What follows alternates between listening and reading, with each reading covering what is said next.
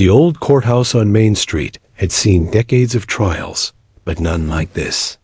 The building seemed to hold its breath that morning, every echo of footsteps amplified by the heavy silence of expectation. Reporters clustered outside with cameras, ready, their breath visible in the cold Pennsylvania air. Inside, the scent of old wood, paper, and a faint trace of coffee clung to the hallways. Courtroom 2 was already filling fast, a low hum of voices bouncing off the tall walls, as the town gathered for the closing days of the most talked-about criminal trial in years.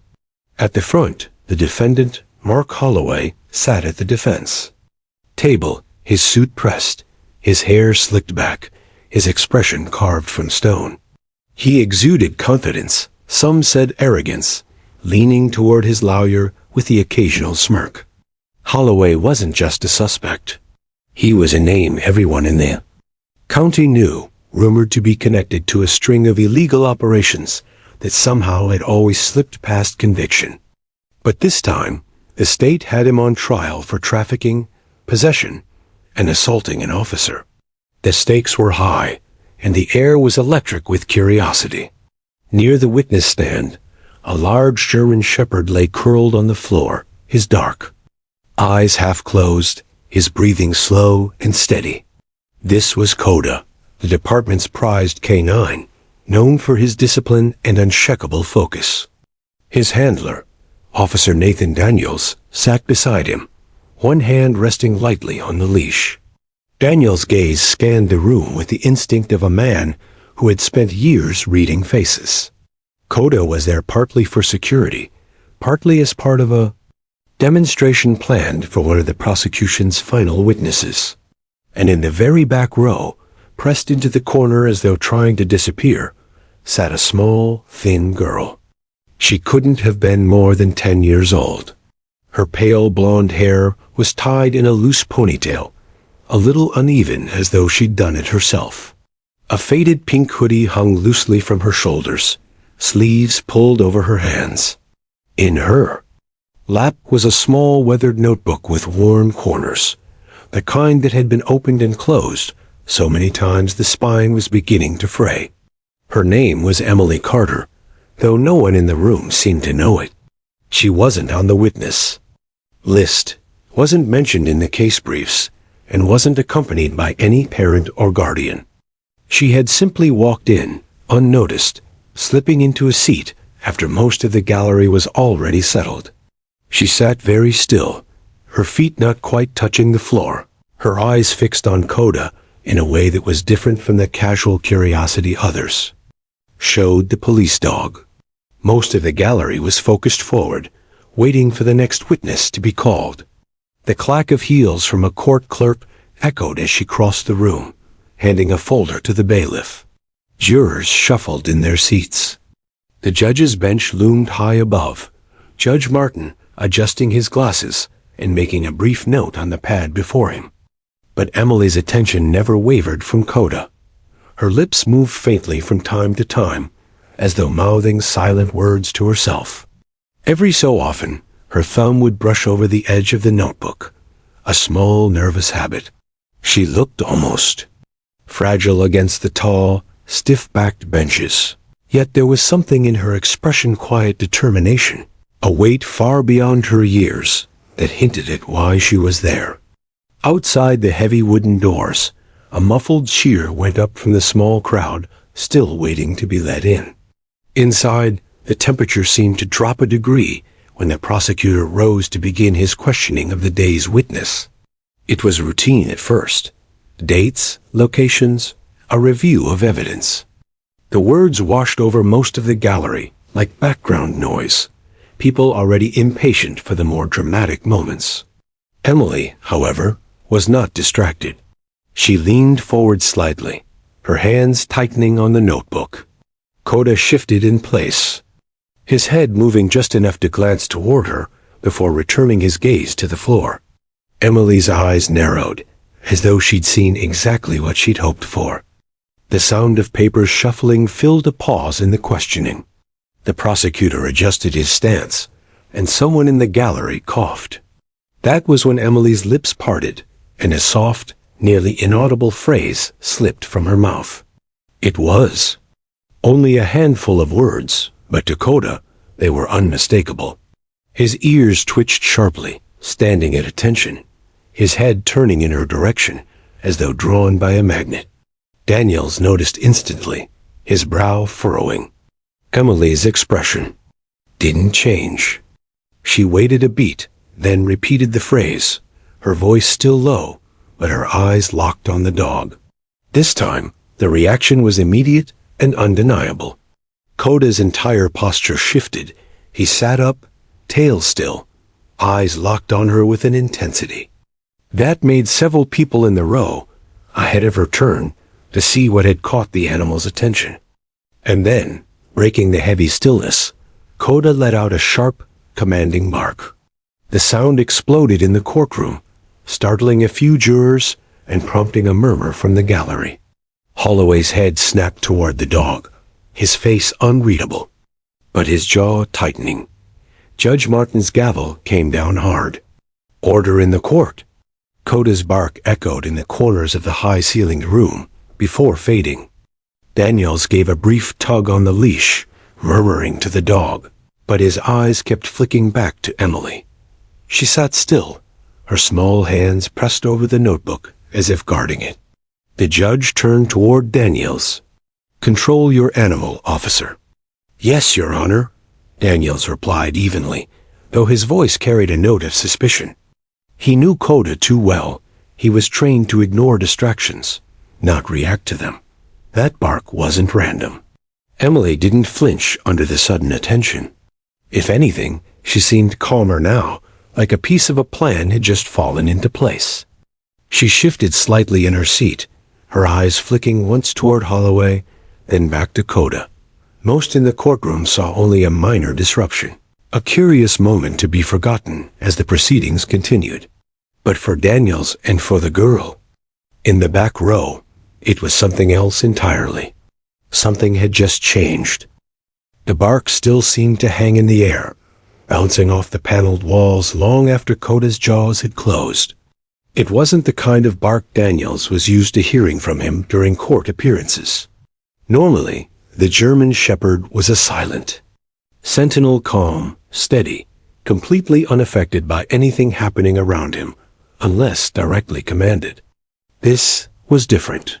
This was sharp, deliberate, and directed. Daniel's grip tightened slightly on the leash, his thumb brushing over the braided leather, a subtle way of signaling the dog to settle. Coda sat, but his amber eyes didn't leave the small figure in the back row. His ears were locked forward, nostrils flaring slightly as he processed whatever had just happened. Judge Martin gave a sharp tap of the gavel, his voice cutting through the murmurs. "Let's proceed. I will not have outbursts human or canine disrupting this trial." The prosecutor, perhaps eager not to derail the rhythm of his questioning, nodded quickly and continued with the witness. Holloway leaned back in his chair, glancing once more over his shoulder toward the gallery, his gaze briefly sweeping over Emily. For the faintest fraction of a second, something flickered in his expression, recognition, or maybe calculation before. His features smoothed back into his usual smug composure. Emily didn't look away.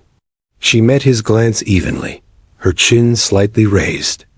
It was a tiny act of defiance, but in a room dominated by adults in procedure, it stood out. Then, as Holloway turned back, she shifted her focus to Coda again. Her lips moved.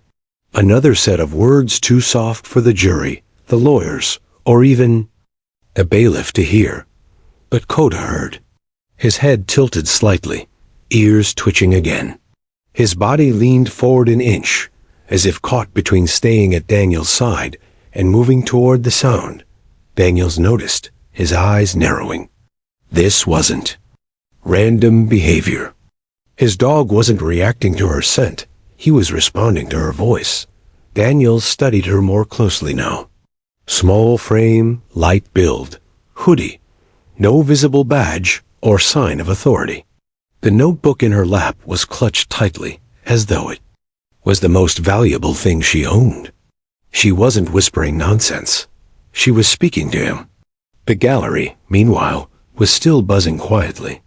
A few people glanced back toward Emily, curious. Others whispered theories. She must be a relative of the cop. Maybe she's just a dog lover.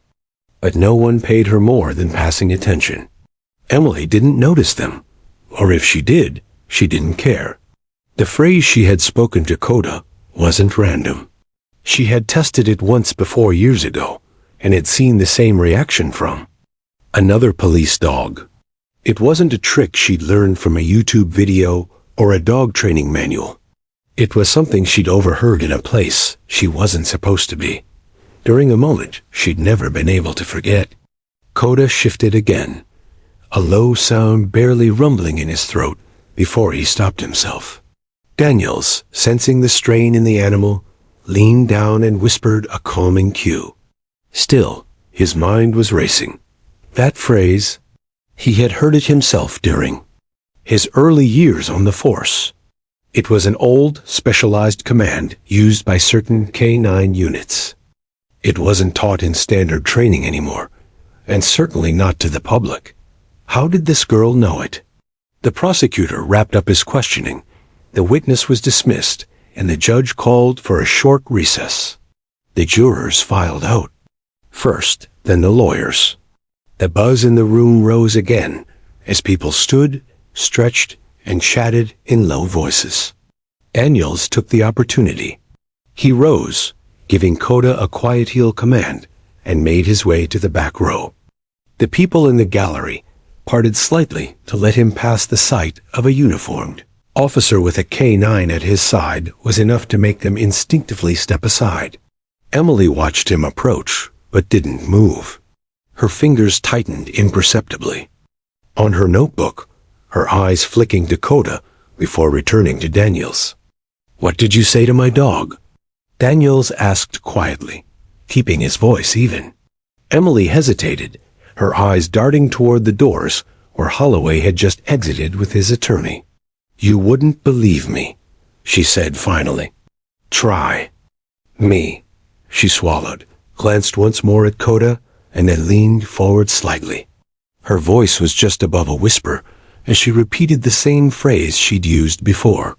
Coda's response was instant, ears sharp, head forward, posture alert. His gaze locked on the door Holloway had disappeared through, and a low growl began in his chest. Daniel's jaw tightened. That was no coincidence. That was a trained recognition response. That phrase, Daniels began, but Emily interrupted. Her voice firm now despite its quietness. "I know what it means, and I know who else knows it." Daniels studied her, reading the tension in her shoulders, the way her eyes kept scanning the room as though expecting someone to appear. She wasn't playing a game. This was something else, something serious. "How?" he asked finally. Emily looked down at her notebook, running a thumb over its frayed edge. "Because I was there," she said softly. "The night he used it." Daniels didn't push yet. There were too many ears around them, and the recess would end soon. But his instincts told him one thing. Whatever she knew, it wasn't trivial. And if it made his highly disciplined dog react like that twice, it was connected to the man currently on trial. "Stay here," he told her quietly, his mind already forming the next steps. But Emily shook her head. "If I stay here, I might not get to tell it at all. You don't know who's watching me." Daniels met her eyes. There was fear there, yes, but also a kind of determination he didn't often see, even in adults. Whatever story she had, it had been bottled up for a long time, waiting for exactly this moment. And Daniels was beginning to suspect that the girl no one noticed when the trial began might be the key to everything. When the court came back to order after recess, Emily's moment of contact with Officer Daniels was already fading into the background for most people. The jurors filed back in, the judge adjusted his robe, and the room resumed its rigid rhythm. For everyone else, It was business as usual. For Emily, it was anything but. She could feel the pounding in her chest as she sat back down, clutching the notebook tighter. The weight of her words, the ones she'd just whispered to Coda, still hung heavy in her mind. She had expected him to respond. She had counted on it, but she hadn't expected the reaction to be so strong, so immediate. She glanced toward the front of the courtroom. Coda was lying down again, but his eyes weren't half-lidded anymore. They were wide, bright, and trained forward not on the witness stand, but subtly angled toward the defendant's table. Mark Holloway sat there like a king in his fortress, whispering to his attorney, occasionally smirking in the jury's direction. If he'd noticed Coda's unusual focus, he didn't show it. Emily thought of speaking up right then. She could stand, interrupt, tell the judge what she knew. But she also knew how that would look a 10-year-old with no official role in the trial, no invitation to speak, suddenly throwing accusations. They'd dismiss her. Worse, they'd remove her from the courtroom before she could say enough to matter. She'd already seen how quickly grown-ups could shut down a voice they didn't think mattered. Her mind flashed back to 2 years earlier dark. Corners of her uncle's auto shop, the smell of oil and gasoline hanging thick in the air, the hum of voices in the office. She had been told to stay out of sight that night, to hide in the back room while the men talked business. But she'd peeked, and she had seen him, Holloway, leaning over a cluttered desk, speaking with a man in a leather jacket. Then came the sound of heavy boots outside, voices shouting, "Police." A German shepherd appeared in the doorway, growling low. And that's when she'd heard Holloway say the words. The exact words she had just spoken to Coda today. The effect had been instant. The dog stopped mid-step, ears twitching, gaze flicking back toward the handler. It gave Holloway the seconds he needed to slip out the back. Back then, Emily had been too scared to tell anyone. Her uncle had made it clear people who snitched didn't last long. She'd swallowed it, buried it, tried to pretend it hadn't happened. But the memory had stayed sharp, impossible to forget.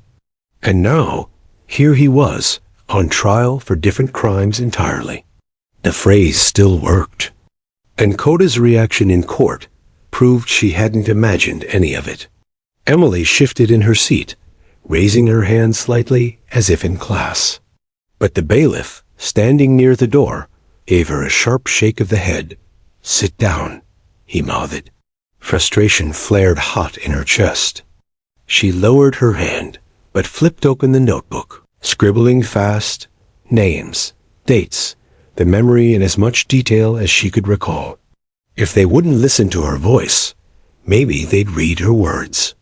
At the front, the defense attorney rose. For cross-examination of the current witness, he made a show of glancing at Coda with a smug grin. "Your Honor," he said mockingly, "I trust we won't have any more disruptions from the peanut gallery or the canine gallery." Laughter rippled lightly through parts of the room. The judge gave him a warning glance, but didn't comment. Emily gritted her teeth. It was like they were deliberately trying to make Coda's reaction seem silly. She wanted to shout that it wasn't a trick, wasn't an accident, that the command she'd used wasn't something you could teach a pet in a backyard. Her pencil moved faster. She wrote in block letters. He used the command to stop a police dog during a raid. He knows IT from before. I saw him. She tore the page from her notebook and sat back, clutching it in her lap. But the question loomed. Who could she give it to without being thrown out? Coda shifted again. Daniel's hand rested casually on the leash, but Emily could tell his mind was elsewhere. His earlier question, "What did you say to my dog?" hadn't been casual. He knew something was off. Emily watched for a chance. The cross-examination dragged on, the defense weeding around details, trying to poke holes in the witness's memory. Holloway leaned back again, comfortable, too comfortable. When the lawyers returned to their tables, Emily caught Danielle's eye. It was just a flicker, a fraction of a second, but it was enough. She raised the folded piece of paper slightly, holding it low so the bailiff wouldn't see. Daniels frowned, his gaze shifting from her to Coda, then back again. She could see him debating it, whether to ignore her like everyone else, or take the bait. Finally, during a moment when the judge and attorneys were bent over documents, Daniels made his move. He gave Coda a quiet stay command, stepped a few feet toward the gallery, and took the paper from Emily's hand without a word. He unfolded it quickly, scanning the blocky handwriting. His eyes narrowed. He didn't look at her right away. He was processing it. Emily waited, holding her breath. Finally, Daniels folded the paper and slipped it into his pocket. He gave her a small nod. Not a promise, not reassurance, just acknowledgement. It wasn't much. But for the first time since she'd walked into the courthouse that morning, Emily felt like maybe, just maybe, someone was starting to hear her. Still, the danger wasn't over. If Daniels acted on her words too soon, Holloway might realize she was a threat. And if that happened, she doubted the bailiff's warning to sit down would be the worst thing she'd face. She leaned back, staring straight ahead. From the outside, she was just another quiet spectator in an overcrowded courtroom. But inside, she was a storm waiting for the right moment to break. And Coda was ready too. The rest of the afternoon's testimony passed like a steady drumbeat of legal language exhibits introduced, objections raised, motions overruled. But for Officer Nathan Daniels, every word was muffled under the weight of the folded note in his pocket. He kept replaying Emily's handwriting in his mind. He used the command to stop a police dog during a raid. He knows IT from before. I saw him. Daniels wasn't new to surprises in court, but this one didn't fit the usual mold. Kids sometimes made up stories. Spectators sometimes fancied themselves detectives. But this was different. Emily's description was specific. The command she'd used on Coda wasn't public knowledge. It was a retired signal from a specialized K9 narcotics unit, phased out years ago after a suspected leak to organized crime figures. If Holloway had really used it before, it meant he'd either been close to law enforcement or had been working closely with someone who was. When the day's proceedings finally ended and the gavel fell for adjournment, Daniels stayed seated, letting the jurors and spectators file out. Holloway left with his lawyer, chatting casually, as though the day had gone in his favor. Emily didn't move until the gallery was nearly empty. Daniels approached her quietly, Coda at his side. "Come with me," he said in a low voice. Emily hesitated, clutching her notebook. "Am I in trouble?" "No, but we need to talk somewhere no one else can hear." The bailiff gave Daniels a curious glance, but didn't stop them as he led Emily into the hallway. The courthouse corridors were quieter now, the echo of their footsteps stretching ahead. He steered her toward an unused conference room, holding. The door opened for her and Coda. Inside, he closed the door and drew the blinds. The room smelled faintly of coffee and paper, with a whiteboard on one wall and a small table surrounded by mismatched chairs. "All right," Daniel said, pulling the note from his pocket and placing it on the table. "You're going to tell me everything? Start with the command." Emily sat, her knees swinging nervously under the chair. "I heard him say it 2 years ago," she began. "My uncle owns a small auto shop. I was in the back room one night because he told me to stay there while he talked business.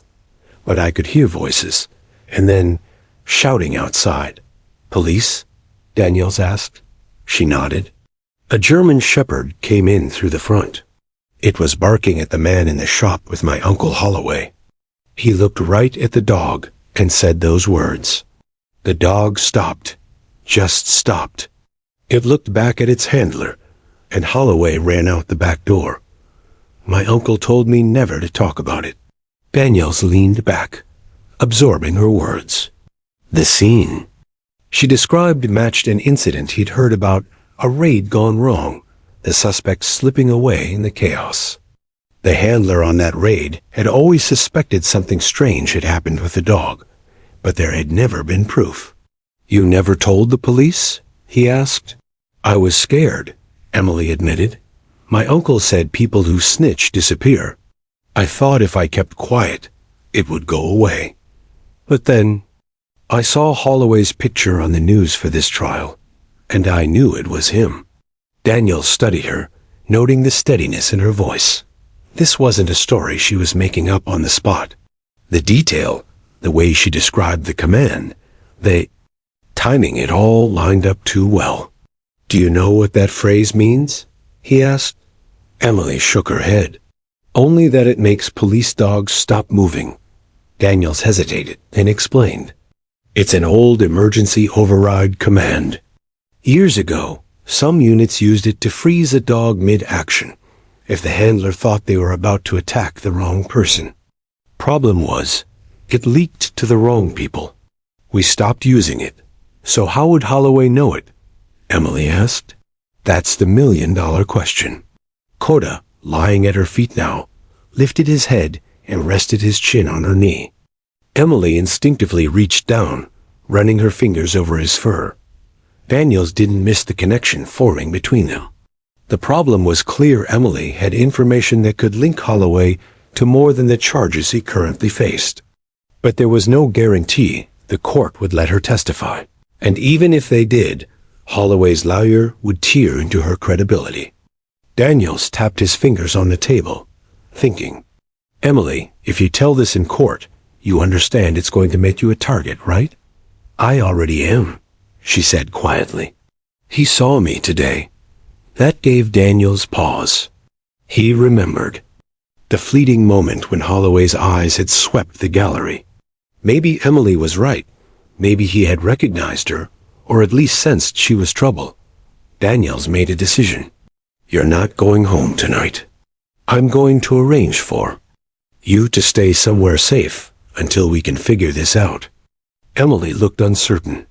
What about my uncle? We'll deal with him later. Right now, the priority is making sure you're safe.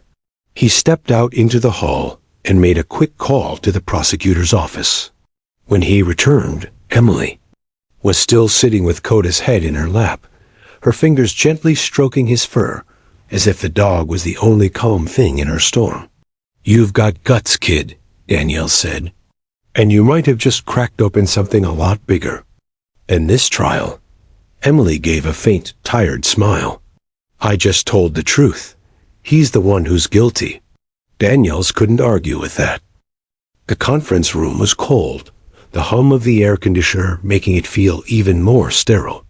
Emily sat on the edge of her chair, legs swinging nervously. Across from her sat Detective Sarah Miles, a seasoned investigator with 20 years on the force. She had heard countless stories, some true, some fabrications, and she could usually tell the difference in minutes. But today, she wasn't here to interrogate Emily in the harsh sense. She wanted answers. But she also knew children required a different approach. Coda, the police dog, sat obediently in the corner, his eyes fixed on Emily. The air was thick with anticipation. Sarah opened a notebook and clicked her pen. Emily, can you tell me again what you saw that night? She asked, voice calm. Emily fidgeted with the hem of her shirt. I saw the man, the one with the dark jacket and the gloves. He was putting something in the trash bag, but it wasn't trash. It was a woman's scarf. It had red on it. Her voice wavered. And Coda knows him. He doesn't like him. Sarah's pen froze mid-word. What do you mean, Coda? Doesn't like him? Emily glanced toward the dog. When I saw him outside our building, Coda growled. He never growls unless someone is bad. My uncle says dogs can tell. Sarah felt a small shiver run down her spine. Coda was trained to detect specific scents, blood, gunpowder, drugs, but he was also a good judge of people's behavior. If Emily's story was true, this could be the first solid lead in a case that had gone cold for weeks. "Emily, did you see where the man went after that?" Sarah asked. Emily nodded slowly. "He went toward the alley, then into a big silver van. I remember because it had a dent on the back door." Sarah exchanged a look with Officer Miller, who had been quietly observing from the doorway. Miller's eyes narrowed. That detail matched a suspicious vehicle caught on grainy surveillance footage the night of the crime, one they hadn't been able to trace. Coda's ears twitched. Without being prompted, he stood, walked over to Emily, and gently nudged her knee with his nose. Emily smiled faintly and stroked his head. "See? He knows I'm telling the truth," she whispered. Sarah decided to test something. She reached for her phone and pulled up a series of photo suspects and persons of interest in the case. She placed them on the table, one by one, keeping her expression neutral. Emily scanned each face carefully, her small finger hovering over the images. "This one," she said, tapping on the fourth picture. "That's him." Coda let out a low, rumbling growl the moment her finger touched the photo. Sarah's heart raced. The reaction was too immediate to be coincidence. Sarah leaned forward. "Emily, are you absolutely sure?" Emily nodded, her eyes wide with certainty. "I'll never forget his face." The room felt different now. What had begun as a child's overlooked observation was starting to connect dots that seasoned detectives had missed. Still, Sarah knew they needed more than a child's testimony and a dog's instinct to get a warrant. But this was no longer just a hunch, this was a lead. "Emily, you've been very brave," Sarah said softly. "We're going to do everything we can to make sure that man can't hurt anyone else. But I need you to promise to tell me everything you remember, no matter how small." Emily bit her lip and added, "There was music coming from the van. Old music, like the kind in my grandma's kitchen. And it smelled like oil, not cooking oil, the kind you use for cars." Miller scribbled furiously in his notebook. That detail might narrow their search to a mechanic or someone who worked in auto repair. Sarah reached into her pocket and pulled out a small laminated card with her contact number. She slid it across the table to Emily. "If you remember anything else, you call me. Anytime, day or night." Emily took it with both hands, as if it were something precious. Coda stayed close to her side, tail wagging gently. When the interview ended, Sarah and Miller stepped into the hallway. "That was more useful than half our adult witnesses," Miller muttered. Sarah nodded, her mind already racing. "She's either telling the truth, or she's the best liar I've ever seen in my career." And Coda doesn't growl for nothing. "Think it's time we check out that silver van?" Miller asked. Sarah gave him a look that said there was no question. "And we start with the owner of that face." She just picked out.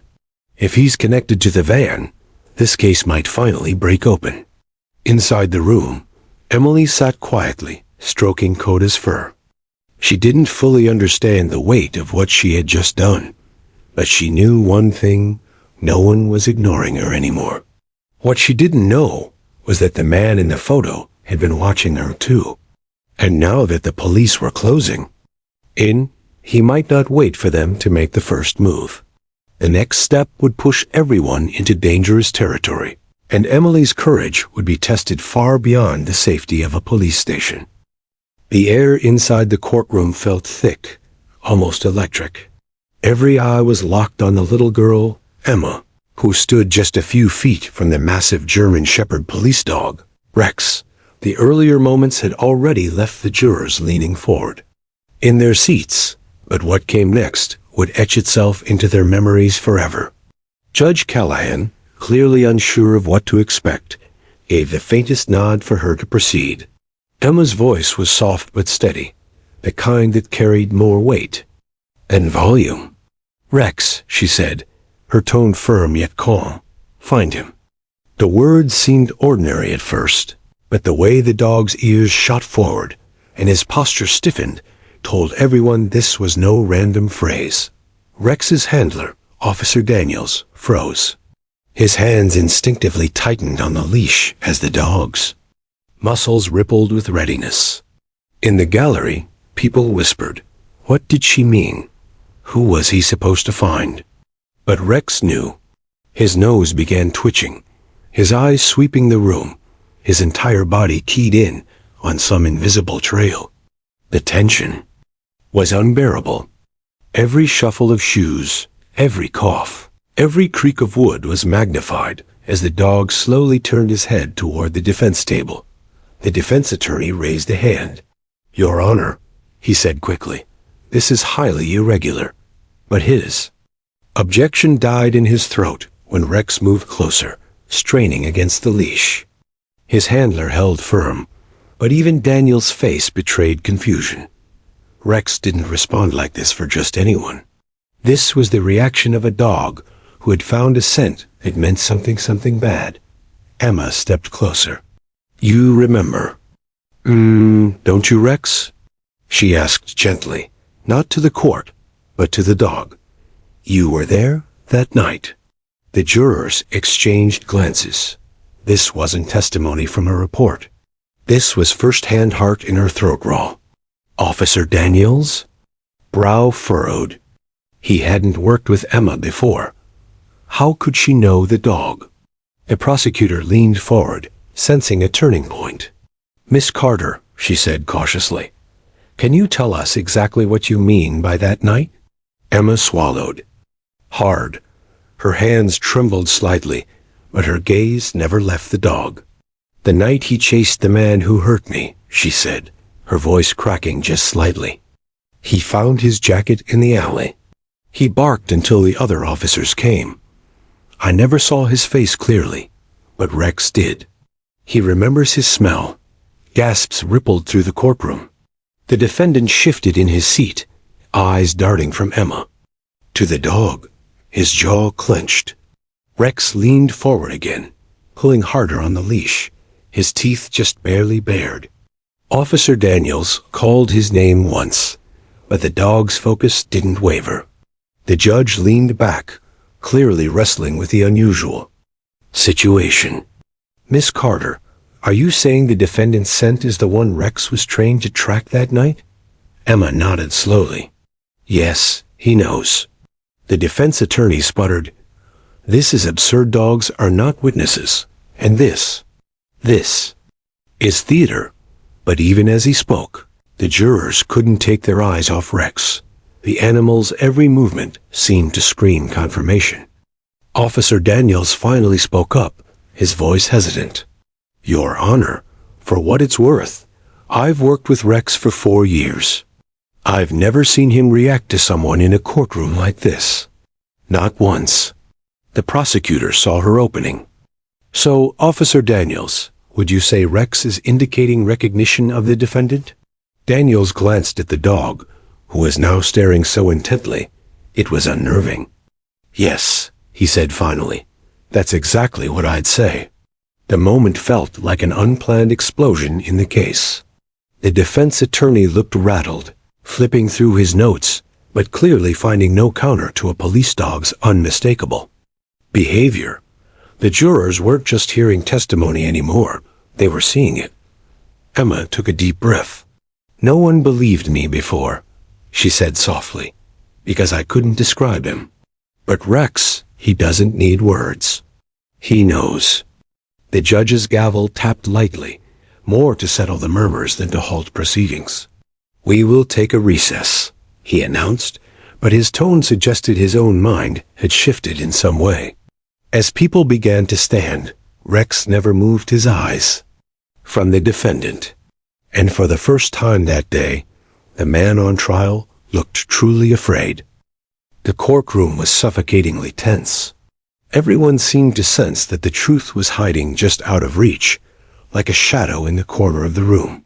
The judge sat forward, brows knitted, while the defense attorney tapped his pen nervously against his notepad. Detective Harris kept his eyes locked on Lily, watching for any subtle change in her posture or expression. She sat with her hands clasped tightly in her lap, her small shoulders trembling just slightly. The police dog, Max, was still lying quietly beside his handler. His steady breathing was almost comforting amid the growing unease in the room. But Harris noticed something strange. The dog's ears were pricked, his gaze trained on Lily, as if he could hear something no one else could.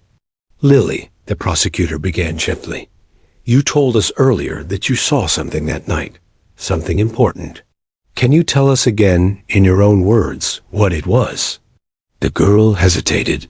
For weeks, everyone had either dismissed her as a scared child or treated her as if she were fragile glass. She had learned to say as little as possible, to keep the most important detail buried deep. But now, seeing Max's expectant gaze, she felt a flicker of courage. "It was raining that night," Lily began softly, her eyes distant. "I was in my room, but I heard someone in the hallway. At first I thought it was my mom, but then I heard a man's voice. He was whispering." The defense attorney leaned forward.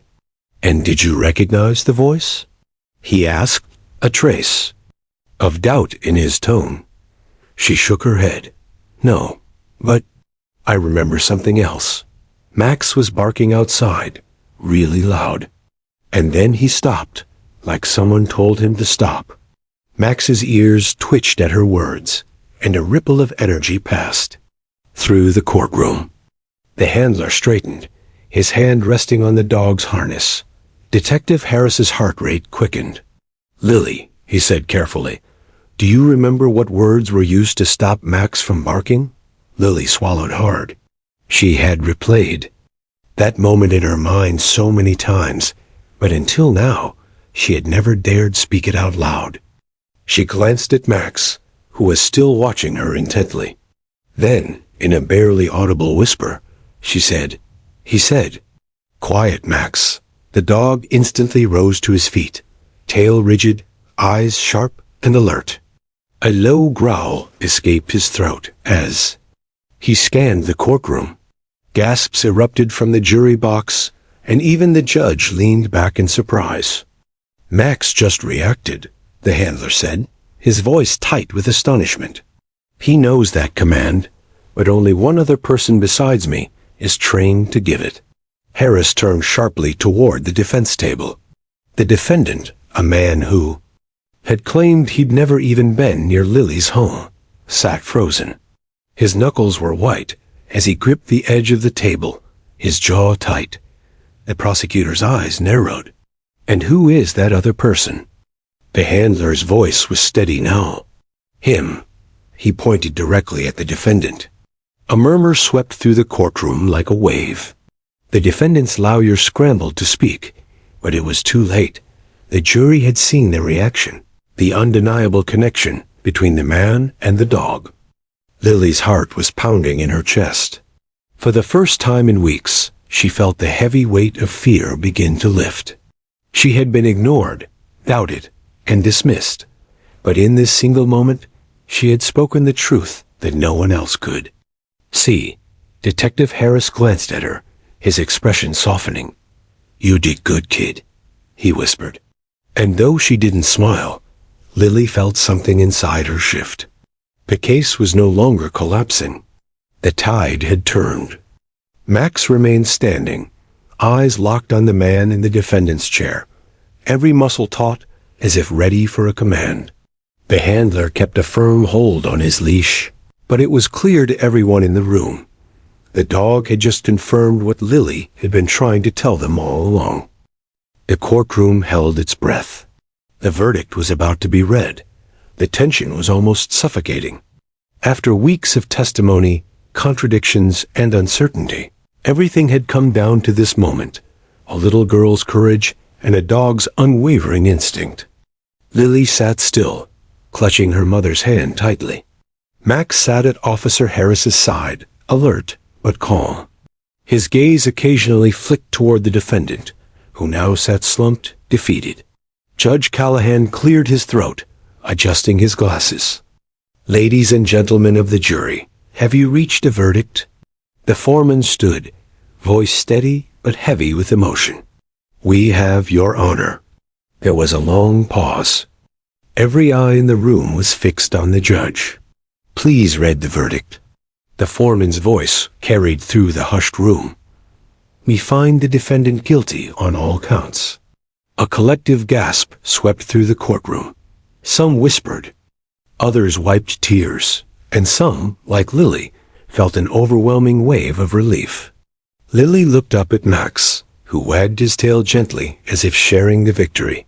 The dog's steady presence had bolstered her courage when no one else would. Officer Harris approached Lily quietly. "You were brave. You helped bring justice."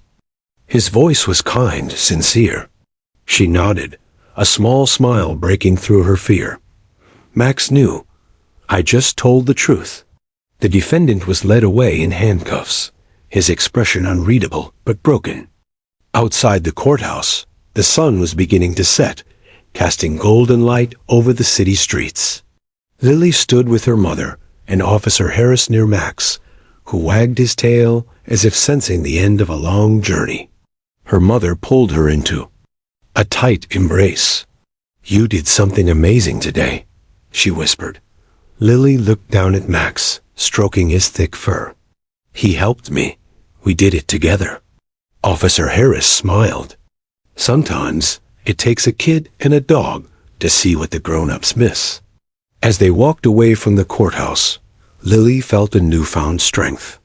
She had been ignored for so long, but today her words, her courage, and Max's instincts had changed. Everything. And she knew, no matter what came next, she would never be invisible again.